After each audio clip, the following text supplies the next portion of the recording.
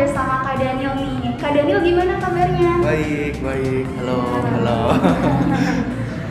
Kak, kan Doa Mama ini masuk ke dalam salah satu industri kreativitas dalam bidang perfilman nih Kak.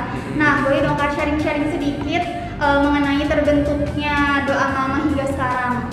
Iya, jadi Doa Mama tuh sebenarnya semacam paguyuban kecil lah. Kita orang-orang yang suka membuat film pada awalnya. Jadi memang kita bukan berangkat dari orang yang profesional membuat film gitu. Jadi kita ya orang yang biasa gitu, masih pelajar itu masih SMA, kita buat film, terus puji Tuhan filmnya masuk ke beberapa festival. Akhirnya kayak ini seru nih bidangnya, terus kita suka, kita happy buatnya. Akhirnya ya udahlah kita buat namanya Doa Mama Pictures. Sebelumnya nggak ada nama-namaan juga. Ya udahlah kita senang buat film gitu. Tapi pada akhirnya kita 2016 pada tepatnya kita buat Doa Mama Pictures sampai sekarang masih berjalan.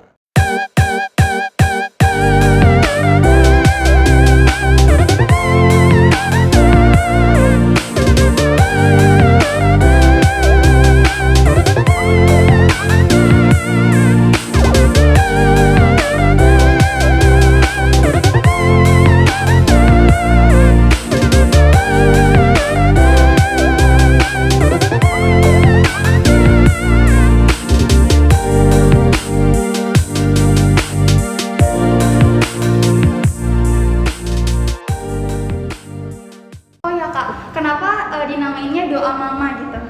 Itu terinspirasi dari mana Kak, Doa Mama?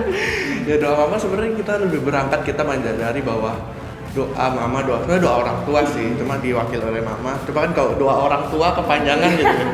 Jadi kayak doa mama gitu. Jadi memang kita menyadari kalau kita tuh ada sampai saat ini tuh berkat doa orang tua kita gitu.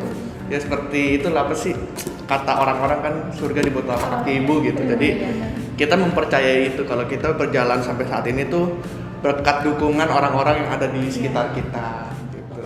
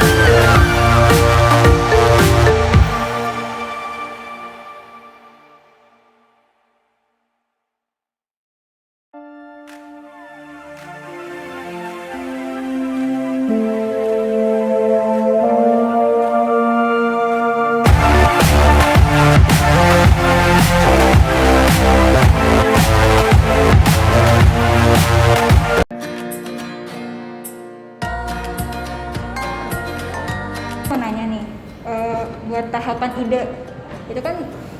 Itu biasanya kakak dapat ide-ide tuh pas lagi ngapain sih, atau kayak lagi ngapain gitu? Soalnya kan filmnya Doa Mama ini kan kayak unik gitu loh, yang aku lihat gitu ya. Jadi kalau kita sih ide sangat random ya, macam-macam ya.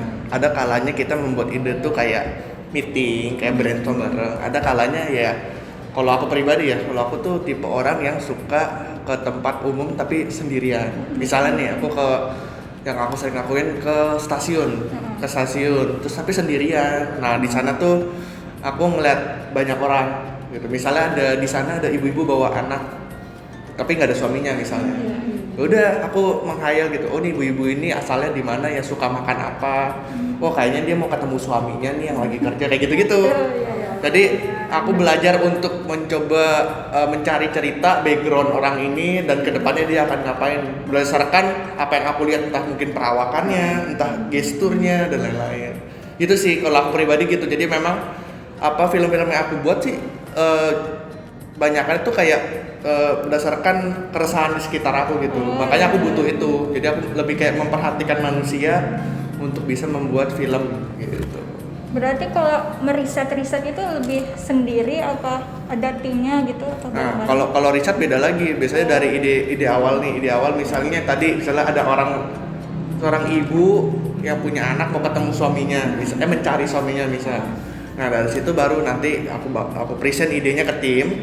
Aku bawa gini, baru kita riset bareng-bareng. Biasanya riset sih kalau ya tim 3 besar sih, misalnya penulis, sutradara, sama director. Penulis, sutradara, sama produser gitu.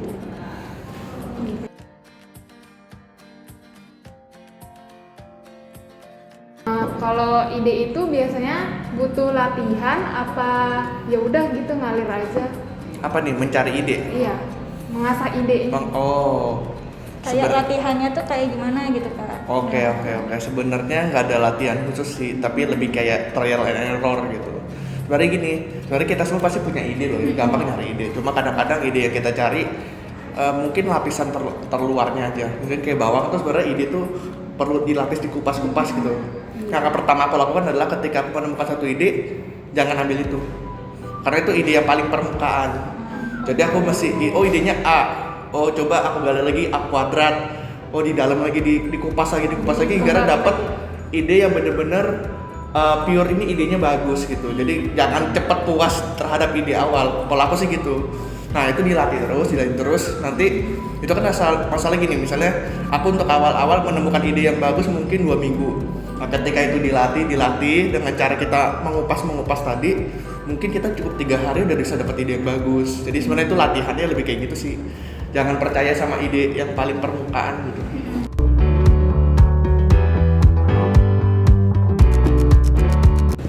Kak, kalau misalkan dalam pembentukan ide nih, ada nggak sih Kak hambatan dari internal dalam diri sendiri gitu Kak? Kayak stuck misalkan di akhir-akhir produksi gitu, itu ada nggak sih Kak hambatan-hambatannya gitu? Ada hambatannya lebih kalau internal ya. Kayak kan kembali tadi aku udah mention ya, kalau aku tuh biasanya membahas yang apa yang ada di sekitarku. Jarang tuh aku misalnya membahas kayak cerita tentang kehidupan di planet Mars kayak gitu-gitu, karena aku nggak pernah ke Mars gitu kan. Jadi kayak pasti di sekitar mungkin keluargaku, mungkin lingkungan circle pertemananku gitu kan. Kayak pernah aku buat satu film kayak tentang keluarga, kayak pergumulan internalnya, kayak kalau ketika ini aku angkat berarti aku membuka dalam tanda kutip aib keluarga gitu. Nah itu pergumulan internal tuh, kayak gitu-gitu. Nah itu pernah terjadi. Tapi pada akhirnya ya kembali lagi aku pengen menyuarakan ini, dan ini harus didengar orang banyak, karena ini bukan tentang cerita keluarga aku aja, mungkin banyak keluarga-keluarga yang lain yang punya kasus seperti ini gitu. Nah akhirnya aku buka itu dan ya bisa dilewatin gitu. Lebih ke emosi gitu. Iya, bukan lebih kayak lebih kayak takut ketika film ini punya dampak lebih terhadap keluargaku gitu.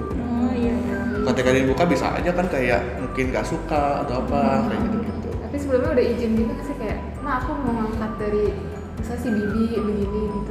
Izin, cuma kan tetap aja hasil akhiran bikin deg-degan ya. Tetap bikin deg-degan, cuma udah izin.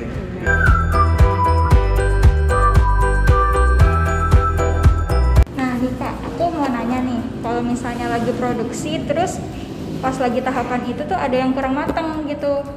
Nah, hasilnya tuh tetap dilanjutin apa kayak ya udahlah lanjut aja gitu, apa berhenti gitu. Sebenarnya kalau yang kasus di aku sih kurang matang pernah, cuma lebih kasus menurutku gini lebih tepatnya. Ketika misalnya kita nih kita punya cerita praproduksi, kita meetingin. Iya. Nah pas produksi aku punya mindset pasti hasilnya beda. Iya. Pasti apapun mungkin, entah mungkin actingnya mungkin bisa beda, itu bisa lebih bisa kurang ya, atau mungkin bisa lokasi dan lain-lain gitu. Jadi tahapan pas produksi aku punya ekspektasi sekian, tapi aku punya mindset pasti beda. Nah ketika produksi, nah benar beda, jadi nggak kecewa apa. Tinggal kayak kan film itu kan seni memecahkan masalah gitu. Ya udah kita solve aja masalahnya. Nah bahkan ketika nanti editing pasti beda juga dengan ekspektasi kita. Jadi kayak kita harus punya mindset itu sih, karena emang film itu pasti kayak gitu. Mau sematang apapun, pasti hasilnya beda. Tapi beda kalau produksinya, kalau belum matang kan. Kalau belum matang mungkin kan kayak itu kesalahan kita. Tapi yang aku tekankan sini, ketika kita matang pun pasti beda. Kita harus punya mindset itu. Berarti kita kayak nggak boleh berekspektasi tinggi atau gimana tuh? Bukan berekspektasi tinggi boleh, tapi kita pasti punya mindset kalau ini banyak plan gitu. Kalau misalnya A nggak kesampaian, kita punya plan B gitu. Jadi nggak plan A, harus plan A. Sebenarnya itu agak sulit di dunia ini gitu. Tidak ada yang sempurna gitu. Iya, sebenarnya semuanya ya udah itu proses aja gitu.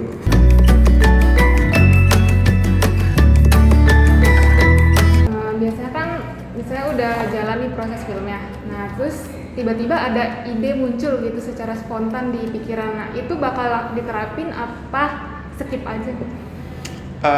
Karena kalau aku gini, bisa posisiku sebagai sutradara ya. Ketika misalnya udah mateng banget, terus ketika syuting ada ide tadi seperti pertanyaan kamu kan. Berarti selama ide itu tidak menyulitkan, berarti gini, mungkin idenya menyulitkan banyak tim karena kan film itu tentang banyak orang ya. Tapi apakah itu sangat worth it? Karena kan kita berbicara tentang waktu produksi dengan teman-teman yang sudah kerja dan yang lainnya gitu. Ketika misalnya idenya itu ada itu tapi cemerlang, tapi agak capek, ya udah nggak apa-apa, ya udah jalanin. Jadi kayak mungkin kita punya pertimbangan pribadi, ide baru dengan effort yang dikeluarkan ini lebih mending yang mana gitu. Kalau ide baru ini malah menyulitkan tapi kayak hasilnya kok beda-beda tipis lah, yang mendingan nggak usah. Tapi kalau misalnya ide itu cemerlang, worth it nih, jadi bagus banget, ya udah lakuin gitu. Tapi tentu itu perlu dikomunikasikan karena memang kan kerja film itu kan tentang banyak orang. Jadi gimana caranya kita mengkomunikasikan gitu. Soalnya kadang-kadang ada beberapa kru pasti tentunya kalau disulitkan pada hari H pasti bete karena tidak ada obrolan di awal. Jadi kayak perlu pendekatan aja sih gitu. Kalau itu misalnya talentnya nih kak, udah baca tuh skripnya, tapi dia nggak suka gitu, itu boleh ganti-ganti gitu nggak sih atau gimana?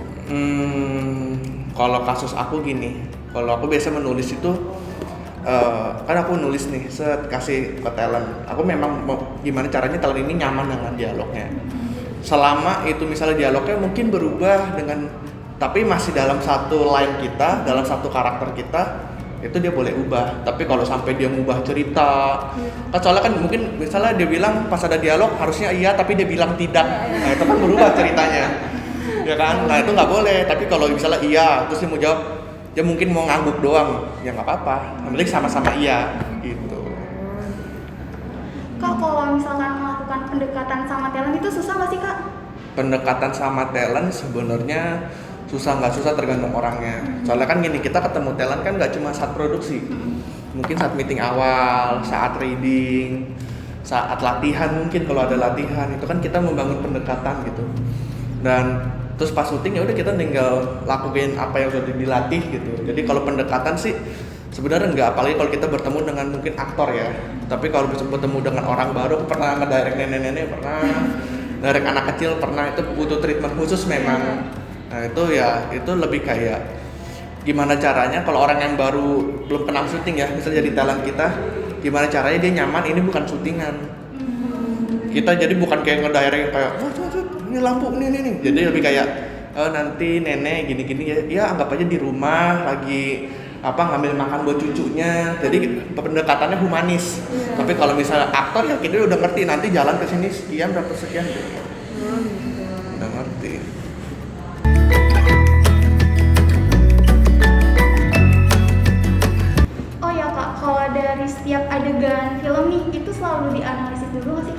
baik atau enggaknya adegan tersebut? Baik untuk ceritanya atau baik dampaknya atau gimana maksudnya? Baik untuk ceritanya. Ya tentu sih, pasti kan kita analisis kan, karena lebih kan film itu berbicara tentang apa aksi reaksi gitu. Misalnya adegan A akan berdampak adegan B, dan adegan B akan berdampak dengan adegan C gitu. Nah ini masih jadi satu kesatuan yang utuh gitu. Jangan maksudnya ketika kita membuat adegan A tapi dampaknya ini kok kayak kita mungkin pernah ya nonton kayak nggak masuk akal, kok aneh sih, padahal cuma digampar doang tapi sampai mau bunuh diri misalnya gitu kan, agak aneh tuh. Nah jadi kita mesti memikirkan itu, karena aku pikir aksi dan reaksi itu penting supaya penonton itu kan, film itu kan harus dipercaya oleh penonton gitu, walaupun itu dunianya beda tapi kita merasa oh beneran ya, oh gini ya, itu kekuatan film membuat penonton percaya. Nah aksi reaksi yang utuh itu yang membuat penonton tuh jadi percaya sama filmnya gitu. Jadi kalau setiap adegan film itu harus ada kesinambungan gitu ya Pak? Iya betul.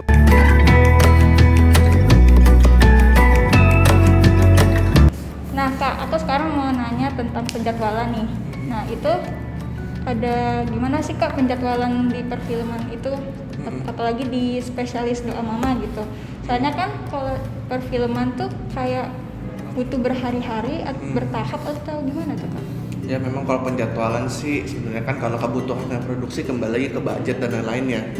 Tadi memang dibuat seefektif mungkin, itu maka ada fungsi Astrada yang memanage waktu gimana caranya nih syutingnya bisa berjalan dengan secara efektif. Kalau kita sih biasanya tentunya based on lokasi ya. Misalnya lokasi ada 3 nih, misalnya sekolah, rumah, sama jalanan. Pasti kan kalau secara film kan nggak mungkin kayak jalanan semua, rumah pasti kan kayak jalan, rumah, sekolah, balik ke jalan lagi, rumah lagi kan. Ya, tentu secara manajemen kita secara lokasi, kalau emang jalan udah kita selesaiin jalan dulu semuanya. Kalau masalah bedanya mungkin di timeline waktu, mungkin bajunya aja kita bedain kayak gitu-gitu. Jadi memang kita based on lokasi biasanya kayak gitu. Tapi itu akan banyak kasus sih, akan banyak case, jadi memang tergantung, mesti lihat kasusnya dulu. Cuma secara umum kira-kira kayak gitu. Tapi ini nggak sih Kak, susah nggak sih kayak gitu tuh? Sebenarnya susah sih enggak juga ya. Cuma kita mesti kayak terlatih gitu. Dalam arti soalnya kalau pas awal-awal pasti kita banyak missnya.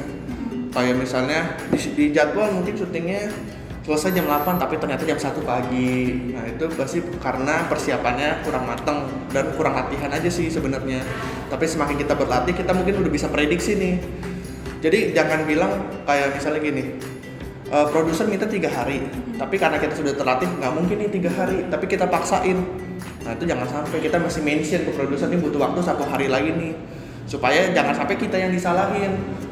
Katanya 3 hari bisa kan, gue udah bilang 4 hari, kira-kira gitu.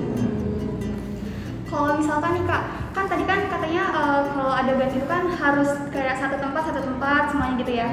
Terus misalkan nih ada satu adegan di mana kayak ada kayak aksesoris yang kurang gitu. Nah itu bikin ulang atau ya udah? Contohnya apa? Gitu. Contohnya? Kayak misalkan nih adegan di jalanan, misalkan yang pertama pakai baju kotak-kotak kayak aku misalkan ya. Terus kayak pakai tas misalkan warna putih. Nah nanti pas ketika di rumah itu tasnya tuh udah kayak beda lagi gitu loh Kak. Nah itu Kakak ulang apa take-nya atau gimana? Nah itu tergantung pertimbangan sih. Kalau selama masih dicari tentunya harus dicari. Harusnya kalau perbandingannya syuting ulang sama cari satu tas, pasti kan effortnya beda dengan cari satu tas gitu ya. Jadi itu masih beda-beda tuh kasusnya. Tapi itu kenapa adanya ada script continuity gitu yang menjaga continuity kita ketika syuting gitu. Jadi emang ada satu orang khusus yang menjaga continuity, entah itu adegan, entah itu lokasi, entah itu wardrobe dan lain-lain. Emang ada pekerjaan yang fokus untuk itu. Yang ngejadwalin gitu ya?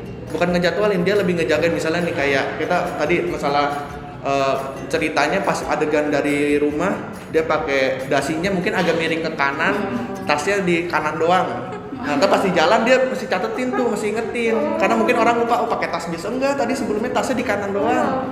Gitu. Jadi emang ada orang khusus untuk itu. Mau ngejagain. Itu namanya apa tuh Kak? Yang Itu script continuity. script continuity.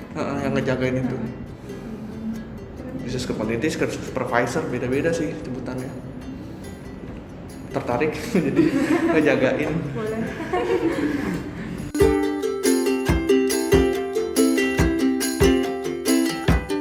Kalau kan tadi ngejadwalin gitu ya, itu ada manajemennya nggak sih, kayak orangnya gitu yang kayak nanti ini begini jam segini kita kesini gitu-gitu, yang orang ngejadwalin gitu. Iya, itu Astrada, asisten sutradara biasanya ngejadwalin.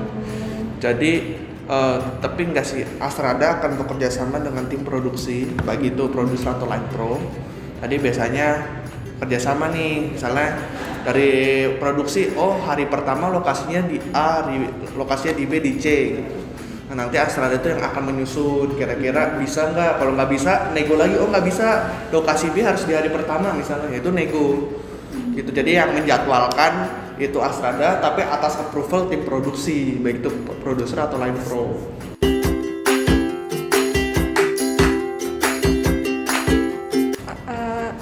Ada nggak sih project yang susah banget, kayaknya kayak susah ngumpulin talent, susah produksinya, kayak budgetnya juga susah gitu, dari Doa Mama?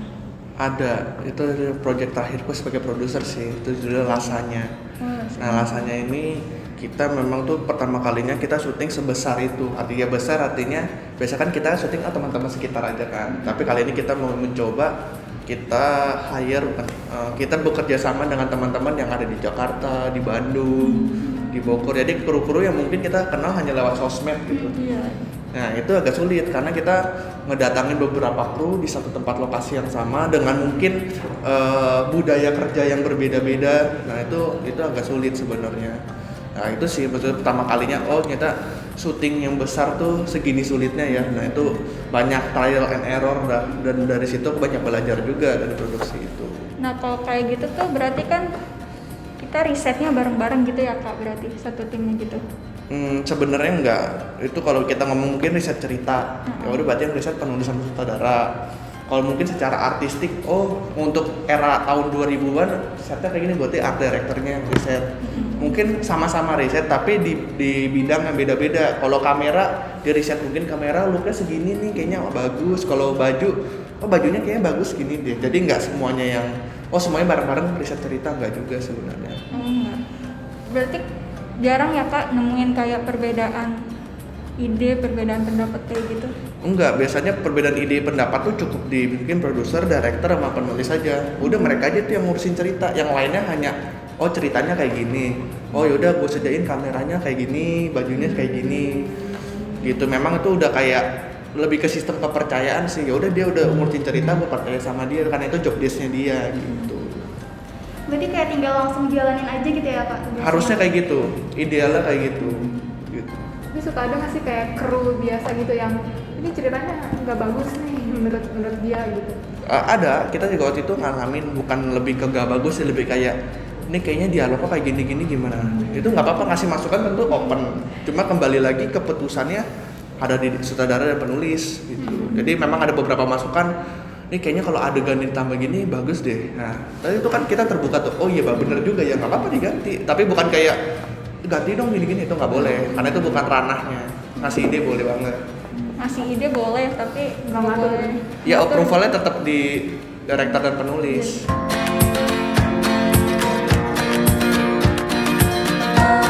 Kan Kak, kalau kan film juga masuknya industri kreatif ya. Kan kalau desain harus nentuin warna, bentuk, bla bla bla. Kalau film itu apa yang dimainin sih, kayak ton warna si filmnya kah, apa shoot apa sih angel kameranya kah, apa gimana?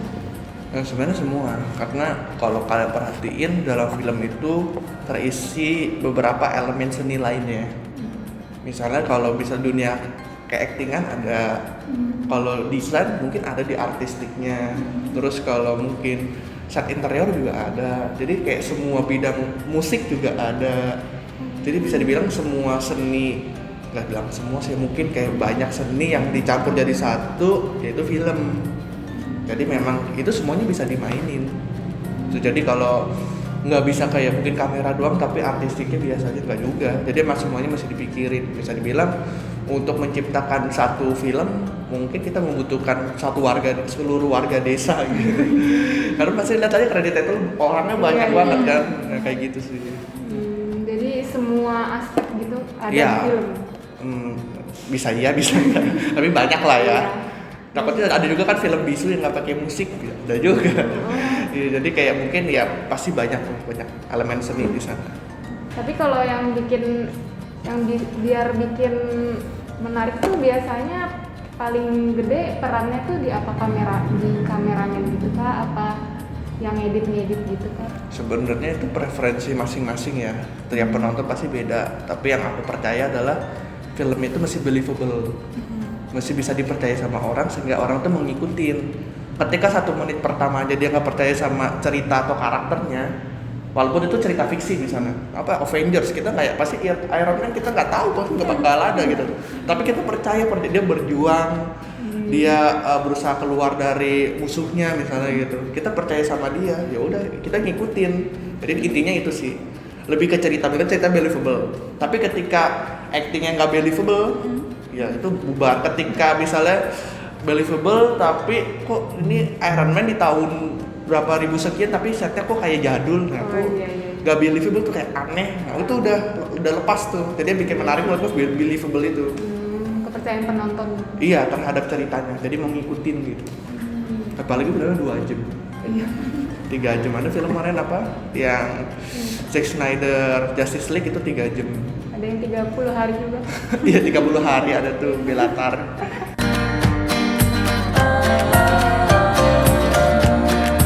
Kak, dalam produksi film itu ada nggak sih Kak tahap-tahapannya yang khusus gitu? Tahapan sebenarnya dibagi 3 gitu, bahkan 4. Development, praproduksi, produksi, sama pasca produksi. Sebenarnya elemen besarnya itu. Tapi secara nanti kan dipecah lagi tuh, development ada apa, praproduksi ada apa, produksi ada apa, pasca produksi ada apa. Tapi secara intinya sih sebenarnya tahapan itu sih. Mungkin yang sering digabungkan development sama praproduksi. Oh, di satu praproduksi sebenarnya itu beda. Development tuh lebih kayak udah ide. Kita itu momen dimana kita menggodok ide, hanya ide, belum nulis. Hanya ide itu development. Nah, praproduksi baru mulai nanti penulisan, sampai ke produksi syuting, pasca produksi, nanti editing, bahkan 5, satu lagi distribusi. Iya, distribusi itu ya. Masa kita buat film hanya nyimpen di hard disk kan gitu. Pasti kita distribusi. Jadi ada 5 tahapan itu sebenarnya. Yang paling lama itu tahapan apa Kak? Beda-beda. Kayak aku pernah kayak developmentnya setahun pernah. Sebenarnya Itu setahun. karena apa? Sebenarnya karena nyambil kerja dan lain-lain sih. Jadi kayak oh ya udahlah, ntar kerja lagi, oh baru nulis lagi kayak gitu-gitu. Kalau kayak gitu kayak keburu basi nggak sih? Misalkan kita kan ngambilnya setnya tahun baru ya, terus nggak tahunya jadinya tahun depan. Iya kayak gitu. Jadi emang perlu diadaptasi lagi gitu. Tapi sebenarnya kalau perbandingannya sebenarnya praproduksi itu harus lama. Bukan harus lama sih, harus lebih lama daripada produksi. Terkadang kan gini, kita produksi pranya sehari tapi produksi 3 hari gitu. Nah itu nggak boleh tuh. Lebih kayak pasti cenderung untuk tidak matang. Gitu. Jadi memang aku biasanya kalau misalnya syutingnya 3 hari, aku pranya 3 bulan, terus developmentnya sebulan misalnya, post pro biasanya sebulan, distribusi ya sampai film umur itu habis. Gitu. Lama juga ya. Iya lumayan.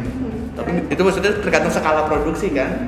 Kalau mau bikin yang simple-simple juga bisa. Jadi memang tergantung skala produksinya aja. Kalau yang film pendek tuh biasanya makan waktu berapa bulan? Ya kembali lagi tergantung cerita, konsep, dan budget dan lain-lain. Kenapa sih praproduksi lama? Mungkin lama ngumpulin budget, mungkin lama nulis ceritanya, mungkin karena pandemi kayak gitu kan macam-macam tuh. Tapi maksudnya identiknya ya mungkin 3 bulan kali ya. Film pendek? Film pendek 3 bulan, 6 bulan. Alhamdulillah. Ada juga yang 1 tahun, 2 tahun juga ada, jadi beda-beda sih. Iya. Kalau Itu kalau kesusahan itu biasanya tergantung susah di mananya sih? Macam-macam. Pernah juga aku susah di duit, pernah juga susah di penulisan kayak gitu-gitu. Tapi banyak kan lebih di duit sih. Lebih duit sih kayak aduh, maksudnya gini, ketika kita punya ide bagus, ketika tidak disupport dengan dana yang cukup, yang ideal, itu kayak sayang aja sih. Kayak nanti mungkin hasilnya andai aja kita sabar dikit, nunggu budget dan nunggu ngumpul, ini bisa lebih bagus nih kayak gitu. Mungkin tapi pasti ada rasa nggak puas, tetap ada sih pasti. Cuma kayak lebih sabar gitu, nunggu kayak oh ini budgetnya cukup nih, yuk syuting gitu.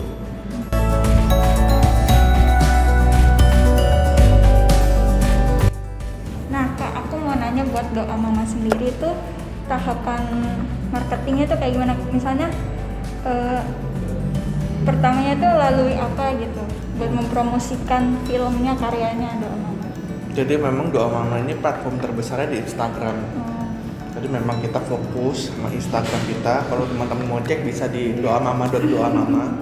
Mungkin kalau follow juga boleh nanti di sini. Ya. Nah, jadi memang kita membranding diri kita tuh seperti mungkin banyak yang lebih bagus dari kita. Tapi sebenarnya kita membranding untuk kita bisa jadi lebih beda aja. Jadi kalau ketika mungkin teman-teman PH lain memproduksi karyanya sebagus atau seklit mungkin, ya kita sebeda mungkin. Nanti teman-teman bisa cari video-videonya yang pernah kita buat. Jadi kita membranding, bisa dibilang kita punya admin kita tuh namanya Mama. Jadi ya udah Mama ini yang mengorganize seluruhnya. Jadi kalau teman-teman mungkin DM, ya DM-nya sebagai Mama yang akan membalas gitu. Itu maksudnya titik branding kita di sana satu. Yang kedua tadi masalah beda ya. Kalau teman-teman cek IG kita mungkin ada contoh satu konten feed kita judulnya 5 gorengan terfavorit saat syuting. Jadi kita mengupas hal-hal yang film tapi yang versi pinggirannya banget nih, yang mungkin orang tuh nggak gitu. Fakta-fakta unik lah ya. Iya kayak gitu-gitu. Jadi memang kita mencoba menjadi beda saja gitu. Itu kira-kira. Kalau ini kayak nargetin gitu nggak sih Kak? Doa Mama tuh Apa follower gitu-gitu? bukan kayak Nonton berapa? penontonnya tuh kayak lebih kita nariknya tuh kayak 300 penonton. bukan kayak gitu, maksudnya kayak yang muda-muda aja gitu nonton gitu, atau yang kayak Target penontonnya. iya gitu. Kalau film tentu ada target penonton ya. Target dalam arti kira-kira film ini cocok ditonton untuk yang gimana gitu. Misalnya cocok ditonton mungkin remaja, tapi yang orang tua mau nonton ya monggo aja. Jadi memang kalau kita target tuh lebih kayak supaya kita tahu produksinya ini kira-kira cocoknya kemana, secara distribusi cocoknya kemana. Kayak misalnya kalau kita nonton film buat film anak pasti distribusinya ke platform-platform yang mungkin berhubungan dengan anak-anak dong. Nah mungkin kita itu sebenarnya untuk memudahkan distribusi sebenarnya. Gitu. Jadi memang target itu ada, tapi nggak menutup kemungkinan yang itu, kecuali gini. Misalnya filmnya itu 21 plus, tapi ditonton anak-anak ya pasti kita nggak bakal kasih izin gitu kan, nggak bakal kasih akses gitu. Itu penting sih itu, dan itu ada. Kalau Doa Mama sendiri berarti itu ya? Ya, semua gitu, semua kalangan bisa. Tergantung filmnya. Ada film-film yang memang kalau kita buat 18 plus ada. Tapi yang kayak film semua umur juga ada. Jadi memang beda-beda. Tergantung filmnya. Tapi kalau Doa Mama tuh ya tergantung produk filmnya aja. Oke, jadi itu tadi sharing-sharing kami dengan Kak Daniel, dan kita mau mengucapkan terima kasih banyak sama Kak Daniel atas waktunya. Semoga Doa Mama kedepannya lebih sukses lagi dan juga makin lancar rezekinya. Oke, sekian dari kami. Sama-sama. Jadi yang dapat kita simpulkan yaitu ternyata industri kreatif juga melalui proses dan tahapan yang panjang. Iya, dengan menerapkan tahapan kreativitas. Doa Mama ini menerapkan tahapan kreativitas dengan sangat baik. Dan ada 3 tahapan dalam yang diterapkan oleh Doa Mama. Yang pertama ada tahapan sintetik. Tahapan ini dilakukan oleh Doa Mama agar mendapatkan ide-ide yang spontan. Lalu ada tahapan analisis untuk melakukan riset dan analisa agar pesan yang disampaikan itu dapat diterima oleh penonton. Dan yang terakhir ada tahapan pratikum. Mereka melakukan riset dan analisis sebelum melakukan proyek filmnya. Mereka juga berlatih ide untuk mengeksekusi ide-ide mereka agar bisa lebih berkembang. Sekian dari kami. Assalamualaikum warahmatullahi wabarakatuh. Terima kasih.